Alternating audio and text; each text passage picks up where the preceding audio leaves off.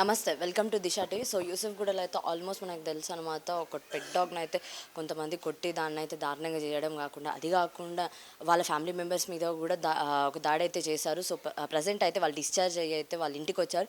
So వాళ్ళ పరిస్థితి ఎలా ఉంది ఏంటి అనేది మాత్రం కంప్లీట్గా మనం అయితే అసలు ఏం జరిగింది, ఎలా జరిగింది, అసలు ఎందుకు ఆ గొడవ అయింది, అలాంటి డీటెయిల్స్ అన్నీ కంప్లీట్గా తెలుసుకుందాము.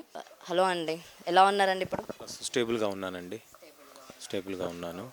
అసలు గొడవ ఎందుకు జరిగిందండి? ఈ 14th రోజు సాయంత్రం ఏదైతే విజువల్స్లో గొడవ జరిగిందో, అంతకుముందు 8th రోజు చిన్న గొడవ అయిందండి. నేను గవర్నమెంట్ ఎంప్లాయీని.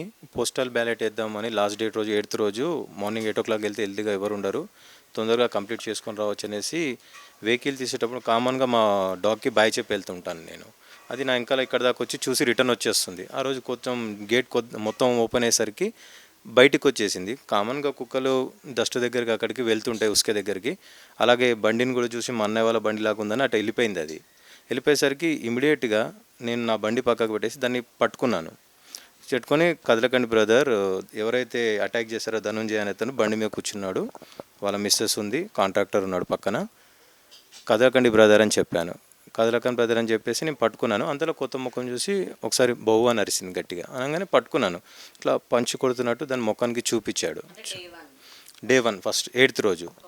ఎందుకు బ్రదర్, నేను పట్టుకున్నాను, చెప్పాను కూడా కదిలితే కొత్త వాళ్ళని చూసి అరుస్తుంది అని అనగానే వాళ్ళ భార్య వెనకాల నుంచి పక్కనే ఉంది కదా, ఎంబడే కరిసిందని అడిగింది. కరవలేదు, కరిస్తే మెడల్ నుంచి ఇప్పుడే చంపేస్తా కదా దీన్ని అన్నాడు ధనుంజయ. అనగానే నేను పట్టుకున్నాను, చెప్పినాక కూడా అట్లా దాన్ని చంపడం ఏంది, కుక్కలతో కొట్లాటండి ఏం బ్రదర్ అంటే, వాళ్ళ వైఫ్ డైరెక్ట్ మేము కుక్కలతో కొట్లాడడం, ఏమన్నా మనుషులనే కొడతాం, మనుషులతో కొట్లాడతాము అంది, మనుషులనే కొడతాము అంది. అన్న తర్వాత మాట వల్గర్ లాంగ్వేజ్ యూజ్ చేయడం స్టార్ట్ చేశారు. నేను రిటర్న్ తిట్టాను. అంతలో వాళ్ళు కొట్టడానికి స్టార్ట్ చేస్తే ధనుంజయని ఫైట్ అనేసరికి నా పిల్లలు డిఫెన్స్ చేయడానికి వచ్చారు. వచ్చి పక్కకు దోసేస్తుంటే వాళ్ళ వైఫ్ కట్టతున్న చిన్న కొడుకు నెత్తిమీ కొట్టడానికి వెళ్ళేసరికి అది చూసి మా వైఫ్ వెంకల ఊరికి వచ్చేసి తనను లాగింది. అంతలో తన వైఫ్, ధనుంజయ్ వైఫ్, మా మిస్సెస్కి దెబ్బ కొట్టింది. చెంప మీద దెబ్బ కొట్టేసరికి వాళ్ళు పక్కకు పడిపోయారు. అంతలో వాళ్ళు పోలీస్ స్టేషన్ వెళ్ళారు, మేము వెళ్ళాము, పరస్పరం ఎఫ్ఐఆర్ చేసుకున్నాము, అయిపోయింది. ఆ ఎఫ్ఐఆర్ చేసిన 5 నిమిషాల నుంచి ఇంకా నేను చంపేస్తాం బతకనివ్వం బెదిరిస్తున్నారు. డైరెక్ట్ స్టేషన్లోనే బయట కూర్చుంటారు కదా, అక్కడి నుంచే నేను ఇవాళ ఎట్టి పరిస్థితుల్లో నేను చంపేస్తాను అంటే, నేను సరే కొట్లాడైనప్పుడు సహజంగా కోపం ఉంటుంది, అది ఎవరన్నా అంటారులే అని చెప్పేసి మేము క్యాజువల్గా తీసుకున్నాం. అయినా సరే సాయంత్రం 6 గంటలకి ఆ ధనుంజయ వాళ్ళ అత్తగారు ఇంటి ముందు నుంచి ఇవాళ వీడిని పాడగట్టిస్తాం కంపల్సరీ, ఎట్టి పరిస్థితిలో వీడు ఉండడు, చచ్చిపోతాడు ఇవాళ అనుకుంటూ పోతుంటే, ఎందుకు ఎంతకైనా మళ్ళీ గొడవలు పెంచుకోవడం ఎందుకని నేను స్టేషన్కి వెళ్ళాను. వెళ్ళేసరికి మధురా నగర్లో మర్డర్ అయిందని ఎస్ఐ గారు మాధుర చెప్పేసి, నేను చెప్తానులే వెళ్ళిపోండి అన్నారు. సరే చెప్తాన్నారు కదా, మనకి పోలీసు వాళ్ళు చెప్పారు కదా అనేసి మేము వచ్చేసాం. అంతలో వీళ్ళు ప్రీ ప్లాన్డ్గా అటాక్ చేసేస్తారు. ఓవరాల్ 7 members ఉన్నారండి, కానీ ఇద్దరు ఆ పబ్లిక్లో కలిసిపోయారు, 5 మాత్రమే కొట్టారండి. ఓవరాల్గా అయితే 7, నేను ఇటు 3 ఇటు 4 చూశాను, కానీ 5 మాత్రం రిమైండ్ చేశారు.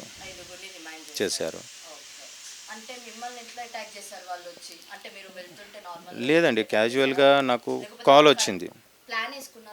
ప్లాన్ వేసుకున్నారు, పొద్దునుంచే రెక్కీ చేస్తున్నారంట, ఎప్పుడు కిందికి వస్తానని.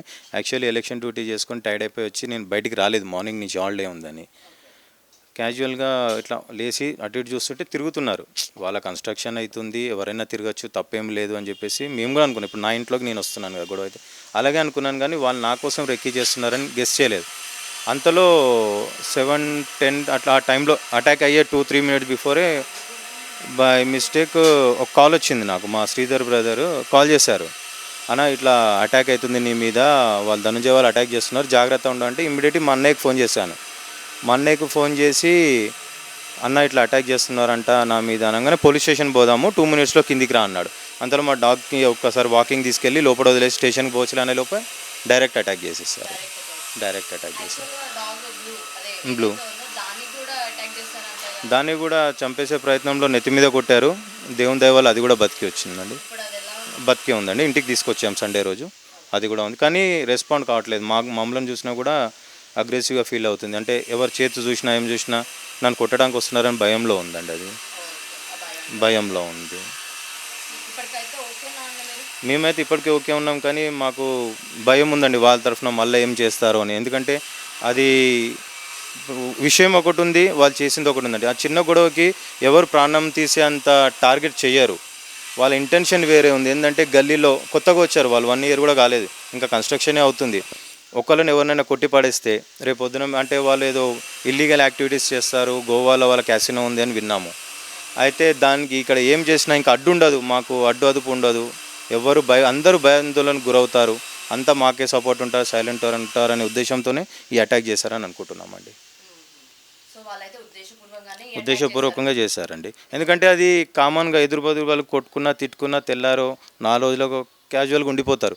కానీ చంపేంత ఇన్సిడెంట్ అయితే అక్కడ కాలేదు. తోసుకున్నాము, కొట్టుకున్నాము, తిట్టుకున్నాము, 2 దెబ్బలు కొట్టుకున్నాము, మేము ఎమ్మెల్సీకి వెళ్ళాము, వాళ్ళు వెళ్ళారు, ఎఫ్ఐఆర్ అయింది, అయిపోయింది. అక్కడ తర్వాత ఎవరు కలవరు. కానీ వీళ్ళు చంపేసేంత దూరం పోయారంటే అది కాదండి వాళ్ళ కాన్సెప్ట్. అందరినీ భయపెట్టేసి గ్రిప్లో పెట్టుకోవాలనేది వాళ్ళ కాన్సెప్ట్. సో హ్యాండ్ ఫ్రాక్చర్ అయ్యి ఆ సర్జరీ హెడ్ ఇంజ్యూరీ అయిందండి. ఈ మొత్తం బాడీ అంతా డ్యామేజ్ అయి ఉంది. అయితే ఇది సర్జరీ అయింది, హ్యాండ్ సర్జరీ అయిందండి. తంబుకి ఇక్కడ హ్యాండ్కి సర్జరీ అయింది. రాడ్స్తో కర్రలతో కూడా మీరు యూజువల్స్లో చూసుంటారు కదా, అదే అండి. ఇంకా మా మిస్సెస్ వచ్చి నా మీద పడకపోతే ఆల్మోస్ట్ చనిపోయేవాడిని. ఇంకొక 2-3 దెబ్బలు కొడితే చనిపోయేవాడిని. 18 మంత్స్ అయిందండి. 18 మంత్స్ నుంచి పెంచుకుంటున్నాము. బాధ ఫస్ట్ నా మిస్సెస్ కన్నా ముందు నేను మా బ్లూ కోసమే వెతుక్కున్నానండి. అంతలో ఒకరు చెప్పారు బ్లూని కూడా కొట్టి చంపేశారు అనగానే, అయ్యో బ్లూ అని బయటకు వస్తుంటే లేదన్నా నిన్ను కూడా కొట్టేస్తారు, వాళ్ళు ఇక్కడే ఉన్నారు అనగానే మళ్ళీ అంతలో మా అన్నయ్య కూతురు ఇంకొక ఫ్రెండ్ వాళ్ళ అబ్బాయి వచ్చి దాన్ని హాస్పిటల్ తీసుకెళ్ళిపోయారు. వీళ్ళు అందరినీ మేనేజ్ చేశారని మాకు అనుమానంగా ఉందండి. ఇక్కడ గల్లీలో అందరినీ మేనేజ్ చేశారు, వాడిని కొడుతున్నాము, అడ్డం వస్తే మిమ్మల్ని కూడా కొడతామని అందరికీ హెచ్చరికలు జారీ చేశారని అనుమానంగా ఉంది. లేదండి, ఇక్కడ మేము ఎందుకంటే మాకు అనుమానం ఎందుకు వస్తుందంటే ప్రతిరోజు ఇక్కడ చాలా రష్గా ఉంటుంది మా గల్లీలో. ఆ రోజు ఎవరూ లేరు, మీరు కావాలంటే మళ్ళీ సీసీ ఫుటేజ్ చూసుకోండి, ఎవరూ లేరు. నన్ను కొట్టేటప్పుడు కానీ అంత పొద్దున్న నుంచి కానీ నేను లేచి బయటికి వచ్చి అబ్జర్వ్ చేస్తున్నప్పటి నుంచి కానీ ఎవరు కనపడట్లేదు. దాన్ని బట్టి మాకు అనుమానంగా ఉందండి. ఎందుకంటే కాల్స్ కూడా నాకు కొడుతున్నారు అని కాల్ వచ్చింది మా బ్రదర్ దగ్గర నుంచి, కాబట్టి అది అందరికి ఇన్ఫర్మేషన్ ఉంది. అంటే వాడిని కొడుతున్నాము, ఎవరు సపోర్ట్కి వెళ్ళొద్దు అనేది ఒకటి క్రియేట్ చేశారండి, వాళ్ళు క్రియేట్ చేశారు. ఉద్దేశపూర్వకంగానే చెప్తున్నాను కదండి, వాళ్ళు ఇల్లీగల్ యాక్టివిటీస్ ఏదో చేద్దామని ప్లాన్ చేస్తున్నారు. ఇక్కడ ఒక్కరిని కొట్టిపడేస్తే మిగతా వాళ్ళు నోరు మూసుకుంటారు, అయ్యేది ఏముంది పోయి వస్తామనే ఉద్దేశంతో ఉన్నారు వాళ్ళు. మొత్తం ఫ్యామిలీ అంతా అలానే ఉన్నారండి. మొత్తం బ్రదర్స్, కజిన్ బ్రదర్స్, ఒక ఫ్రెండ్ అంట వచ్చారు, అటాక్ చేశారు. మొత్తం వాళ్ళే. ఇంకా కూడా పిల్లల్ని కూడా చంపేస్తాం అది ఇదని ఇంకా థ్రెటనింగ్ ఇస్తున్నారంట. ఇంకా ఇప్పుడు అంటే అది ఎలా వస్తున్నారో తెలియదు, మాకు కూడా ఇన్ఫర్మేషన్ వస్తుంది. ఎవరో ఒకళ్ళు 100 మందిలో ఎవరో ఒకళ్ళు అన్న జాగ్రత్తగా ఉండండి మళ్ళీ అటాక్ చేస్తామంటున్నారంట, మీకు ఇంకా వాళ్ళకి సరిపోలేదు అని అంటున్నారు. అంటే సరే బ్రదర్, కోర్టు ఉంది, న్యాయం ఉంది, వాళ్ళు చూసుకుంటారని చెప్పాను నేను. జైల్లో ఉన్నారండి. ఇప్పుడు వాళ్ళ మెంటాలిటీ అలా ఉంది కదండి, క్రిమినల్ మెంటాలిటీ ఉంది. మాకు ఎదురు ఉండొద్దు, మళ్ళీ మాట్లాడుతున్నారు అనే ఉద్దేశంతో ఇలా చేస్తున్నారు అనుకుంటా. అదండి 100% ఉద్దేశపూర్వకంగానే చేశారండి. అది ప్రపంచంలో ఎక్కడ చూసినా అంత చిన్న ఇన్సిడెంట్కి మర్డర్ ప్లాన్ ఎవరు చేయలేరు. పోనీ వాళ్ళ దానికి అడ్డుపోయామా తెలియదు, వాళ్ళకి డబ్బులు ఇచ్చేది ఉందా, మాకు ఇచ్చేది ఉందా, ఆస్తి తగాదా, పాలోలా ఏం, ఈవెన్ వాళ్ళ నేమ్స్ కూడా మాకు తెలియదండి. ఫస్ట్ రోజు గొడవైన రోజు కూడా వాళ్ళ పేరు, ఆ అమ్మాయి పేరు కూడా నాకు తెలియదు. ఇట్లనే మా మేస్త్రి వాళ్ళ ఓనర్ అని చెప్తుంటాడు. ఆ అబ్బాయిని కూడా ఫస్ట్ టైం చూశాను ఆ రోజు. ఈవెన్ ఫస్ట్ డే ఎఫ్ఐఆర్ చేసినప్పుడు కూడా మేము చూపిస్తాను కావాలంటే కాపీ, నైబర్స్ అని రాసాం కానీ మాకు పేర్లు కూడా తెలియదు. వాళ్ళు మాత్రం మా డీటెయిల్స్ అన్నీ తీసుకొని ఎఫ్ఐఆర్లో పెట్టించారు. అదండి జరిగింది. సో ఇదనమాట ఇక్కడ సిచ్యువేషన్. ఏంటి అని అంటే మాత్రం ఆయననైతే కావాలనే కొట్టారు, ఉద్దేశపూర్వకంగానే వాళ్ళు చేస్తున్నారని చెప్పి అయితే ఆయన చెప్పడం జరుగుతుంది. అదే కాకుండా నెక్స్ట్ కూడా మా మీద అటాక్ చేస్తారని చెప్పి అయితే ఆయన భయపడుతున్నారు. అండ్ అంతేకాకుండా వాళ్ళ బ్లూ కూడా ఆల్మోస్ట్ ఇంటికైతే వచ్చేసింది, కానీ అది మాత్రం లోపల నుంచి అయితే బయటికి రావట్లేదు. అది కూడా భయపడి బాగా మంచం కింద అయితే దాక్కుంటుంది. సో ఖచ్చితంగా వీళ్ళైతే తొందరగా కోలుకోవాలని చెప్పి అయితే కోరుకుంటున్నాము. And this is Durga Bhavani from Disha TV signing off.